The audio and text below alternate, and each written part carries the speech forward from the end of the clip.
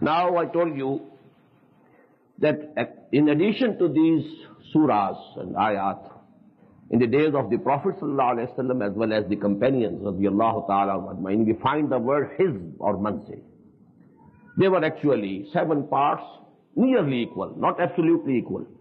There's difference. But you know, the ramparts of the cities of the surahs are not broken. That's the beauty. Complete surahs are included. The volume has become larger than the other manzil, no harm. But you know, the surahs, as I told you, these are the ramparts.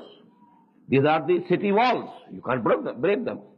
So that is the beauty. And the second beauty, I told you, that the number gradually increases. In the first manzil, or hizb, you have 3, in addition to Surah Al-Fatiha. That is common to all. Then 5, then 7, then 9, then 11, then 13, then 65.